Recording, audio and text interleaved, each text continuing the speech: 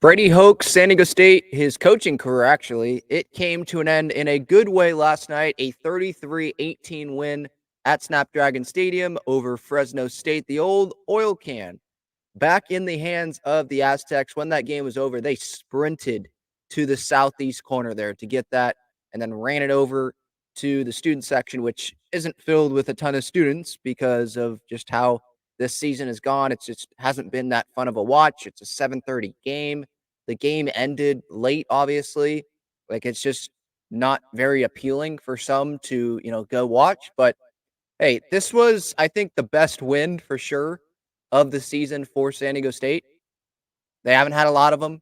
It's not super impressive that this was the best win that they had of the season, but at least they finally got it. And I'm glad that if they were going to do it, I'm glad that they did it for Brady Hoke's final game so that he can go out being like, man, we prepared well. Our offense was good. That was a good coached game. We won that game. And you can go off into the sunset, into retirement. Obviously, when he looks back or we look back on this season, we're going to say, yeah, that was a really bad season. Brady Hoke's last season as a coach, 4-8, really bad. But for the last game here, it was good.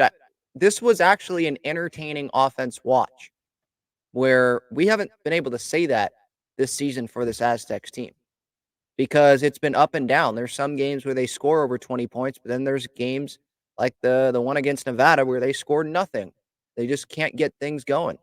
I did see this nugget from John Schaefer, friend of the show, obviously, and he said Jaylen Mayden his finished his college career last night as well. He was one of the seniors.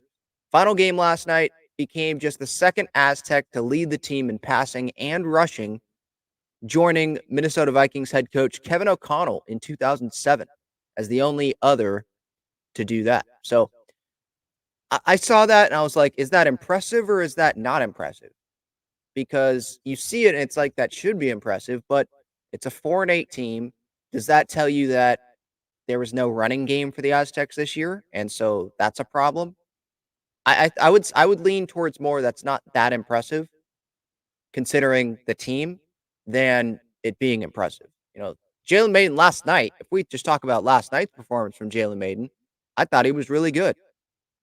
Almost 200 yards passing, 17 for 26 in the air, 14 carries, 96 rushing yards, scored a touchdown, a 70-yard touchdown run.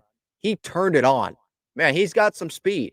Maybe I was joking. Maybe he should, in my mind, as I was watching this game, I was like, maybe he should, try to be a running back at the San Diego State Pro Day because he said he's going to try out or not try out, but he's going to do quarterback stuff and he's going to do safety stuff, be more valuable to maybe some NFL team wants to bring him into a training camp. You can be valuable that way. Show off the speed because he had it. He turned the burners on there. Definitely got some wheels. But little like that play, I talk about how the offense kind of looked different. They were trying some things. I wish that they would have tried some things earlier on in the season. It was fourth down, I think. They go for it, and they had the Fresno State defense all focused on the middle. They were just going to go right up the middle to try to get the first down. Fourth down, short yardage, up the middle, right? Like predictable. But San Diego State, Mayden fakes it, goes around to the left, and there's no one there, and he's got a long touchdown run. Like little things like that. They tried little things. The last touchdown of the game, Fresno State got a touchdown. They made it to within 8, right? I think it was 26-18 that Fresno State made it. And then San Diego State, they're definitely in the red zone. And it's just it's a fake handoff, I believe Mayden had, and then a touchdown. There was the 3 running back offense, and then a touchdown to Leo Kemp. Yeah. I think that was his first touchdown with the Aztecs. And the offense got a lot of field goal opportunities. They turned that into a lot of points, obviously. A lot of field goal opportunities for Jack Browning, who was back, healthy enough to kick. He was dealing with a knee issue. I did not know that, so that's why I was wondering, why was Jack Browning not kicking in previous games? He was just punting. But he made all 4 field goals. I believe that's an Aztecs record for field goals in a game. 41 yards was his longest field goal. He accounted for 15 points for the San Diego State offense. A lot of drives that resulted in points. Sure, did you want some of these drives to end up in touchdowns, end in the end zone? That didn't? Okay. But the offense, it was attacking Fresno State. Fresno State, they got off to the early lead. I'm like, oh boy, Brady's last game's not going to work out too well. But then San Diego State came back. They got 3, and then they got 13 in the second quarter. They got 7 in the third. They got 10 in the fourth. I wonder how many games, I'm not going to do it right now, but I wonder how many games San Diego State has scored a point. They've gotten on the board in every single quarter of the game this season. I wonder how many games that is. And if it is a good amount, like how many is it? Oh, they got 3 points on the board. It's not like they got double digits on the board. They were able to do that in the second quarter and in the fourth quarter in this game. So 33-18. Yes, there's work to be done, obviously, with the head coach search and all that, but it was good that the Aztecs were able to get this win, uh, bring back the old oil can, get Brady Hoke that win in his last game. And obviously, we can thank Brady Hoke. Obviously, it was a disappointing season, frustrating. These last couple of seasons have been frustrating as an Aztecs fan.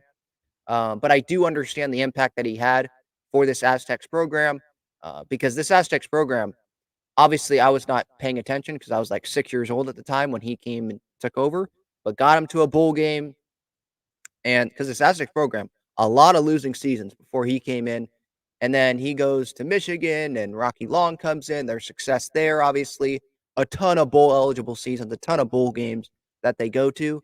And then he comes back, the 12-win season in 2021. And then that was with Matt Ariza on the team, right? And then the first 2 years here in Snapdragon have been disappointing. And we need to turn this ship right back in the right direction here. It's going in the wrong direction. It is in the wrong direction.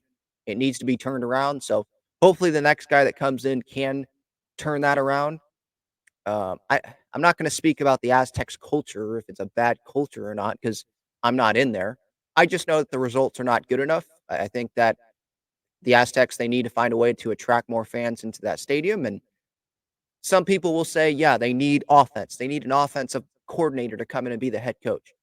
I mean, I'd like that, but if that guy's not the right guy for the job and there's a defensive guy that's the right guy for the job to lead these guys, be a head coach, then you have that guy be the head coach and trust that that guy can bring in a quarterback or bring in a good offensive coordinator. Because if you win, right, like Aztecs fans showed up at Qualcomm, when this team was winning, when there was a Rashad Penny or a Donnell Pumphrey, it was more of an entertaining product. They did show up under a defensive head coach. So really, it's about winning. At the end of the day, that's what brings the fans in. Sure, having an entertaining offense and bringing in a big quarterback, yeah, that will put butts in the seats. But with NIL and Aztecs, they're not in a Power 5 conference. How realistic is that? So really, it's going to be about finding the right head coach and winning. And we'll see if they can do that. But yeah, 33-18 over Fresno State. The offense, it looked more creative. It looked like they were like, screw it. Let's just try a bunch of different things. And they caught Fresno State off guard a little bit. So congrats to Brady Hoke on getting that win. Hopefully he has a good retirement. And, San Diego State, they can get back to being a bowl eligible team next season.